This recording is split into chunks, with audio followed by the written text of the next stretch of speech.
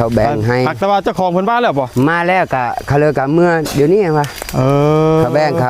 งแล้วว่ะแต่ว่าเรื่องราคาเด้จ้ะเรื่องราคากับประมาณ20 ล้าน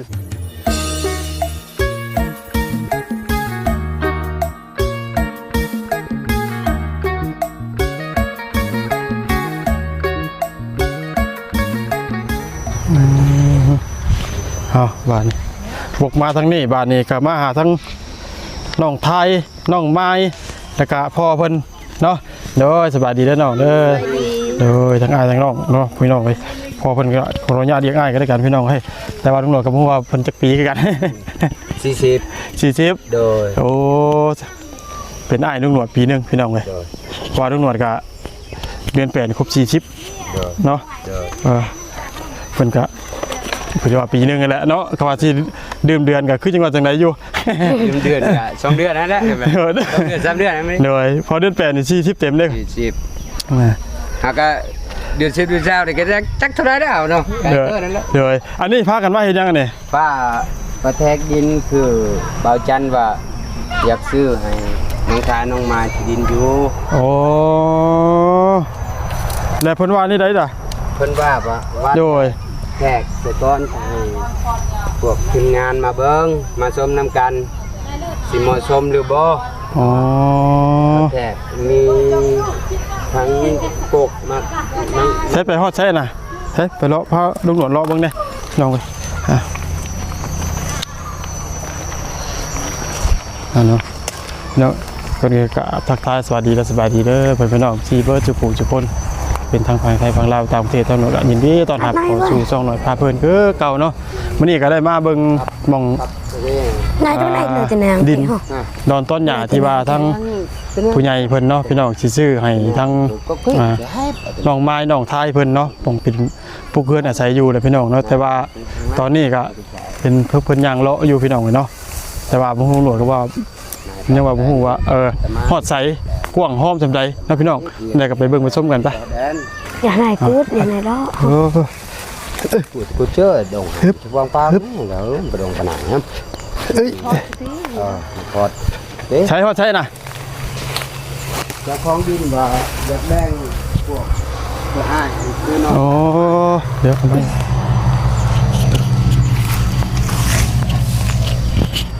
อันฮอดใช้ราคาไหนนะสินค้านาเขตกับน้องน้ำคือโอ้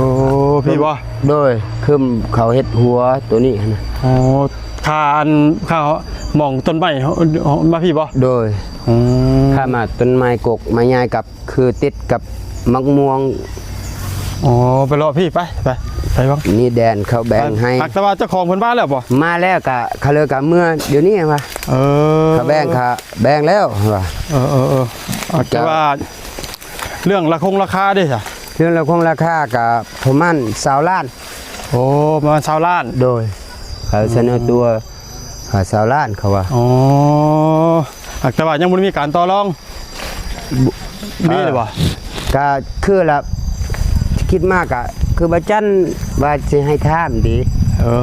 ก็เฮาก็เลยก็บ่มีเงินมีคำก็ยานคือกันก็ทำเรื่องดินเรื่องงานก็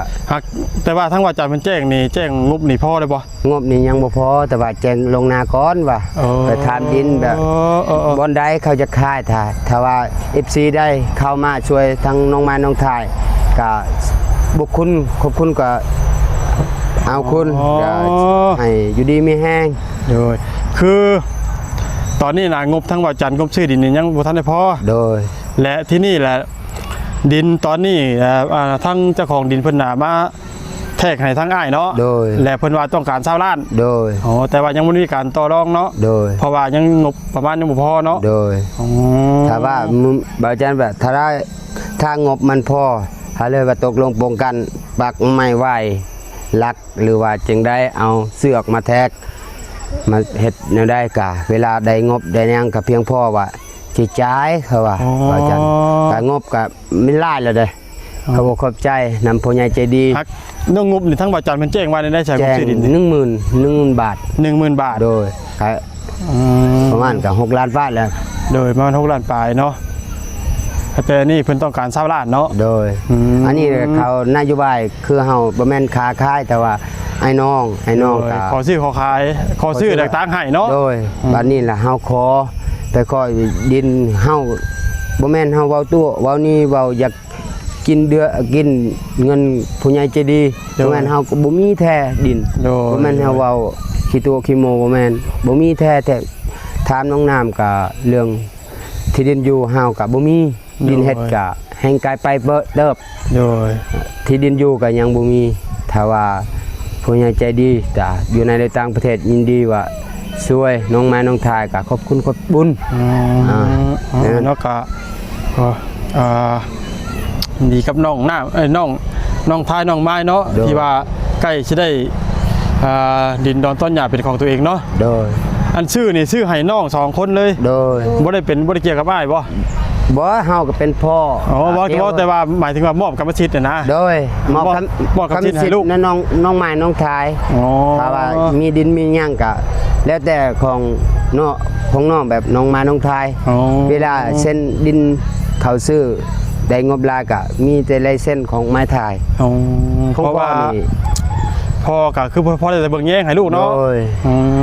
ม ก็หลังจากผู้ใหญ่ใจดีได้ช่วยน้องไม้น้องทายก็ให้เดือนให้สร้างก็คือเพื่อนน้องทายน้องไม้ โดย เอาพัวหรือศาสตร์พัฒนาสิ่งใดกับแบบเอาพัวหรือว่านั่นก็แล้วแต่ลูกเคยนั่นแหละ โดย ว่า จาก จัง การ สันก็เอาแล้วเอาใจแต่ลูกเคยจักอยู่ก็อยู่บ่อยากอยู่ก็เมื่อเฮือนลูกเคยก็มีอยู่บ้านเฮาก็มีหลายอยู่ ตัวเรื่องตัวอนาคตน่ะเอาไว้ก่อนเนาะเพราะว่าน้องเพิ่นยังน้อยยังหนุ่มอยู่เนาะ โดย มีแต่ว่าถ้าว่าซื้อดินเฮ็ดเทือนในชาติเฮ็ดนู่นนี่นั่นก็แม่นคือมอบกรรมสิทธิ์ให้น้อง2คนเนาะ โดย แบบคือเคสทั่วไปเลยพี่น้องแบบน้องน้ำน้องแบบประตูอเลียประตู7 ปีเลยเนาะ แม่น เข้าใจเลยไปพาเลาะเบิ่งนะเพราะว่าจะพูดว่าประมาณ จะพูดจักแมตเนาะ โดยนี่ก็ทึกแดนทึกวายตัวนี้ โอ้ต้นหวาย ต้นวายตัวนี้ก็คันมันซื้อก็มันยากกับมะม่วงคันแน่เขาว่าอยากจงให้กิน เขาก็ใจดีนะ โดย สั้นอันนี้ก็เลยก็ทึกอันเส้นทางบางกวนนี่แหละเขาแบ่ง แต่ว่านี่เพิ่นบอกเป็นคร่าวๆก่อนเนาะ โดย เพราะว่ามันยังบ่ได้แบบงบบ่ได้เพียงพอง บก็ยังบ่ได้พอ โดย พี่น้องเพิ่นบอกคร่าวๆว่า โดย ว่าเฮานี่ราคาจำนวน20ล้านเนาะ โดย โอ้พี่น้องก็ถือว่ากว้างแบบได้ผูก กว้างเลยเฮาคิดแบบดีอกดีใจแหละ เพชรกูไม่เนื่องมองที่ว่ายืนเมื่อกี้พูนี่กับโอ้พี่น้องเลย ทำนั้นแหละไปข้อน้ำข้าวแต่บ้านซื้อนี่แหละข้อนบ โดย ผู้อาใจดีอะไรแบบนบคอได้ดินทีเขาจิ มาใส่ไม้นี่ โดยใส่ไม้นี่กะเลิกกะไปหอดปีอีกประมาณว่ากับอยู่ดีใจแล้วใช่ไหม นี่ไปพี่ นี่ ผลไม่ไร เนาะอันนี้กะ โอ้ ผักนี่แหละ ถูกพี่น้องเลยแต่ว่ามันยังหกพี่น้องมันกะเบิ้งมันยังออกแน่ว่ามันกะยัง นี่ผักไม่ละ ไปต่อกับดินกับเดินนอกน้ำเลยเนาะ โดย โอ้ก็ถือว่าพอสมควรพี่น้องเลยสมราคา นี่ อยู่ กะถึกส้นกับต้นกล้วยนี่ล่ะต้นกล้วยซื้อกับต้นกล้วยนี่ โอ้ชุดเห็นป่ะ โดย อ๋อ ชุดต้นกล้วยกะเทือกอันบงน้ำยั่งเขาปลูกไว้เลย ขากว้างเติบได้เนาะ กวางเติบเลย พี่น้องจากต้นกล้วยนี่ไปใส่ต้นไม้นั่นผู้พี่น้อง โดยต้นไม้ต้นไม้นั่งกะดิเทือกเขาดิ แล้วก็จากนั่นเป็นหัวคือกกกระบองเพชรเนาะ โดย ใส่กกไม้เนื่องเนี่ยพี่น้องแล้วก็พูดได้พี่น้องเลยกกม่วงลาบมันต้องพูดแล้วผู้แต่มันหกพี่น้องยังหกอยู่ ยังโหกแหละ แต่ว่าทั้งนี้ก็พูดแล้วพี่น้องนั่นไม่ดำผู้เบิ่งให้พี่น้องเบิ่งก่อนว่ามันเห็นบ่นี่พี่น้องให้ไม่ดำนะนี่กับก็ถือว่าสมราคาพี่น้องเลย โดยสมราคาเฮาว่า เนาะก็ถือว่าโบแพงแล้วก็โบถือเกินไป โดย เหมาะสมกับดินที่ว่าเพิ่นจะขายพี่น้อง โด เลย ย เนาะ โดย เพียงแต่ว่ามันเฮาก็สิได้ปรับใหม่ให้หน้าดินเนี่ยมันนั่นแน่เนาะ โดย พี่น้องเลยตัวนี้เพราะว่า แต่ละเคสแต่ละหม่องแต่ละบอนก็มีการนะปรับดินดอนต้นใหญ่แล้วพี่น้องเป็นเรื่องธรรมดาตัวนะ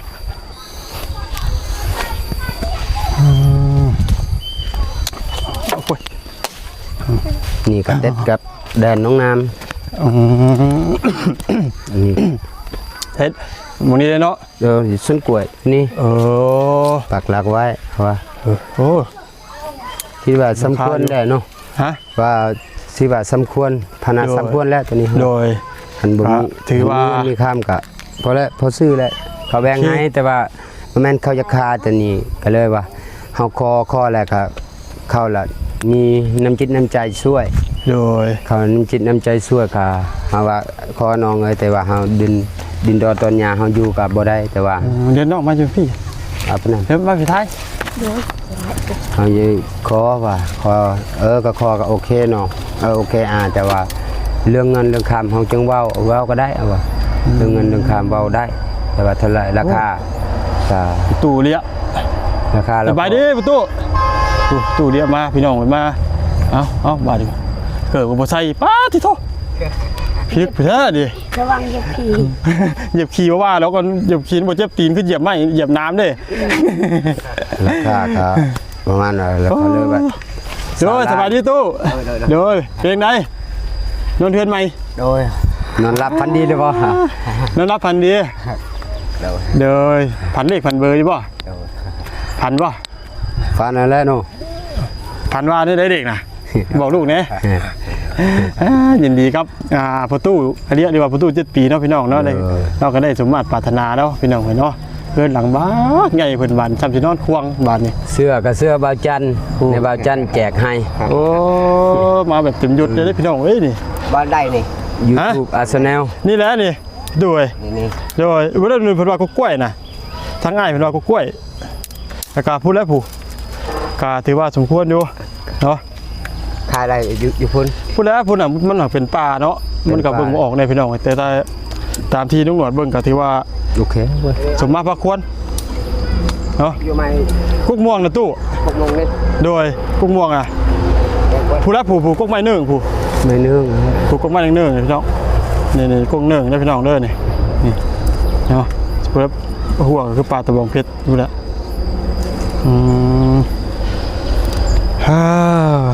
มาอันนี้มาเยี่ยมมายามเมืองดินบ่ โดย อยากรู้ว่าเพิ่นขายเท่าไหร่ติ โดย ไปเบิ่ง มาเบิ่งเนาะ ไปเบิ่งเมาอยู่ เลยดีใจแล้วประตูเนาะเพิ่นได้นั่นแหละพี่น้องเอ้ย ในเฮือนในศาล โดยได้เฮือนได้ซ่านหนังว่าไง บั เป็ ก น ง่าย เป็นที่อันเรียบร้อยแต่ว่าไม่เบิดทุกอย่างพี่น้องแต่เกิดบ่มีใส่ โดยเกือบมันยังอยู่เวียดบัดนี้ เกิดยังอยู่เวียด ยังอยู่เข้าไปรีด บ่มีใส่หรือว่าตั้งบ่ใส่ตู้นี่ กันมีก็ลูกน้อยฮะลูกเฮาไป โอ้ ย่างไปเกือบ ลูกญาติเกิบ โดย เนาะประตูจักสิว่าจังได๋บาดนี่พี่น้องเว้ยบ่มีเกิบใส่เลยเฮือนงามหลังเมืองใหญ่บ่มีเกิบใส่เนาะ สองอันเลย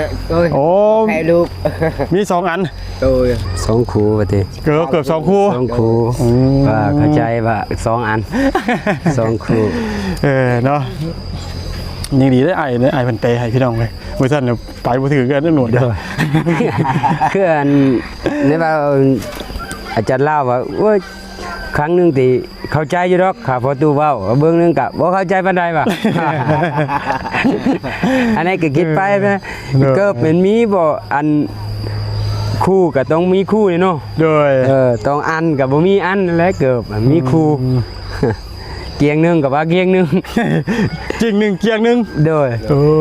เกียงหนึงก็ใครอยู่ดอกอันนี้คู่ก็บ่เว้าอันไปอันแล้วตาย ไปแล้วติ ลูกมาแย่งจังหวะแล้วเด็กน้อยเนาะ โดย มาก็เห็นเกิบใหม่ แต่เราอารมณ์ดีนะเฮาลูกหนวดมักยาวเราอย่างหนึงพี่น้องเว้ย ๆโดย มักเราอารมณ์ดีแบบเราบ่มีพิษมีภัยต่อคนรอบข้างเนาะ แม่ แปลว่าจะเป็นเด็กน้อยผู้ใหญ่ผู้เฒ่าผู้หนุ่มผู้สาวผู้ตู้แล้วก็เว้าแบบนัวหัวบอลนำได้เบิดทุกคนพี่น้องเราบ่ได้แบ่งชนชั้นเกี่ยวกับว่าเด็กน้อยผู้ใหญ่เนาะ แม่น ยังดี บ่ถือสาว่าติ โดยเราเว้านัวหัวบอลบ่ได้บ่พิษหูไผพี่น้องเว้ย แม่น คือ ตัวนี้แห เขา ละ ก็อยู่ตะกี้ก็ช่วงนี้ก็เขาอยู่นำกันมันก็ดีใจได้เงินได้เฮือนหล้างไม้แต่ว่าหาหยอกฝากพอตู้7 ปีจะเฮ็ดจะได้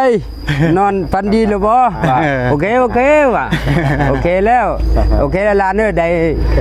สังสารพัฒนาแล้วเฮาโอ้ว่าสาธุเฮาว่าได้ย้อนพัฒนาย้อน ยอดทีมงานเนาะ1มากับทีมงาน2มากับผู้ใหญ่ใจดีและอีฟซีเนาะ กับทีมงานเนาะนึงแน่ไปหา โดยทั้งอีฟซีผู้ใหญ่ใจดีที่ก็ได้ครูหลายคนเนาะที่ว่าเป็น สุขภาพแบบมีแต่ทีมงานอะไรไปหาแบบเขาเจ้าแบบคือเฮานี่ชื่อนางไม้กับพอตูก็มีแต่ทีมงานไปหาแข่งเป็นทีมงานบ่ไปหาก็จะได้เนาะ โดย จะพัฒนาบ่ได้แล้ว เออ ดินดอนตอนหญ้าก็ยังบ่มีอยู่แหละบัดนี้นี่ YouTube Arsenal โอ้ย กะอ่ะ ทางนี่ ใกล้แล้วฮะ ทางทางก็เขาแบบ ทาง เขาได้ทินได้ตอน ทางไหนดู ว่าทางป้าตัวนี้ก่อนจะว่าทางก็ ต้องมีงบหลายอยู่ดอกเนาะ โดย แต่ทางสิมันยากปานใดก็ทางอยู่นี้บ่ฮอดมือบ่ฮอดวันอยู่ดอก โดยอ้าว แต่เรื่องทาง บ่เกินความสามารถดอกเนาะ โดย น้อง เพราะว่าสำนาพาควรแล้ว โดย สำนี้ ก็ถามน้องเพิ่นทั้งสองคนเนาะเป็นจังไดน้องบัดนี้เป็นได้ลูกเนาะเขาเรียกลูกด้วยกันพี่น้องเอ้ยดีใจบ่ลูก ดีใจ ดีใจเนาะ โดย แบบว่าเริ่มแบบมีที่มีทางเข้ามาเนาะ โดย มีบีเวลว่าสิบแนวโน้มว่าที่ได้แหละเนาะ โดย เพียงแต่ว่าก็ยังเรื่องงบเนาะ โดย ทางว่าจันทร์เพิ่นก็ บ่แจ้ง มี แล้ว อยู่หมื่นหนึงเพิ่นบ่ โดย อืม ผู้ใหญ่ใจดีแน่ฝาก 2-3 พันเขาว่า แต่ว่ายังบ่ได้มีทางไหนมาที่แจ้งงบเพิ่มเติมแม่นบ่ โดย มีแต่ว่าจันทร์ผู้เดียว โดย อืม นั่นแหละ แล้วก็มีแต่ว่าเนาะถ้าว่าผู้ใหญ่ใจดีท่านใดหรือว่าอิฟซีท่านใดที่ว่าอยากทุนอยากซอยน้องเพิ่นเนาะ โดย ก็ลุงหนวดก็ยินดีรับเป็นสะพานบุญให้เด้อพี่น้องเด้อเนาะเพราะก็อยากให้น้องเพิ่นถึงฟังถึงฟันเนาะ โดย ให้มีไฟแสงสว่างคือยกตัวอย่างก็มีหลายเคสหลายบ้านหลายเฮือนเนาะพี่น้องเนาะก็ทั้งประตูเดียวนี่แหละพี่น้องเนาะตัวอย่างที่น้ำพากันได้นี่ แม่ พี่น้องเว้ยนั่งเทเลอร์อยู่นี่ ฮะแล้วท่านการลุงหนวดก็จะได้ขอล่ำลาจบคลิปปิดคลิปเนาะพบพ่อกันในคลิปหน้านะครับมีให้ทั้งน้องเพิ่นและประตูเดียวเนาะมันลำลาเพื่อนพี่น้องกับซี่เลยเนาะสบายดีเด้อตู่เด้อ สวัสดี โดยสบายดีน้องพี่น้องก็ลุงหนวดก็ได้ไปถามข้าวเรื่องซื้อดินต้นหญ้าให้ทั้งน้องน้องไม้น้องไทยเพิ่นน้องพี่น้องเนาะก็คือลุงหนวดจะขอว่าเดี๋ยวนี้พี่น้องคือทั้งอันเจ้าของดินเพิ่นน่ะเทกแล้วเนาะพี่น้องตามที่น้องหนวดได้ย่างเลาะไอ้ทั้งพ่อแม่พี่น้องในเบิ่งเนาะแล้วก็เพิ่นว่าอยากได้20 ล้านเนาะพี่น้องแต่คืองบเนี่ยยังบ่ทันเพียงพอเนาะพี่น้องแต่ว่าเพิ่นอยากได้20 ล้านและที่นี่แหละงบก็มีแต่ทางบ่าวจันทร์เนาะพี่น้องยังบ่มีทางไหนเข้ามาเพิ่มเติมและที่นี่ถามว่ามีงบเพียงพอหรือว่าขาดสำใดขาดหน่อยหลายสำใดเพิ่นอาจสิมีการต่อรองได้เนาะพี่น้องเนาะแต่ว่านี่ก็เพิ่นเกินมาเป็นคร่าวๆเนาะพี่น้องเนาะจำนวน20 ล้านกีบเนาะถามว่าไปจากทุกจากซอยก็อยากมีปัจจุปัจจัยเนาะจากซอยนอกเพิ่นก็จังหน่อยก็ยินดีรับเป็นสะพานบุญให้เด้อเพิ่นพี่น้องเนาะสำหรับคลิปนี้ตำรวจก็จะขอรำลาเลยเนาะพี่น้องเนาะขอปิดจบคลิปไว้เพียงเท่านี้เนาะพอกันในคลิปหน้าก็ให้อยู่ดีมีแรงสุขภาพ กับภาพร่างกายลำเรืองทองเฮงปังๆเบิดสุขุสุขคนสำหรับคลิปนี้สบายดี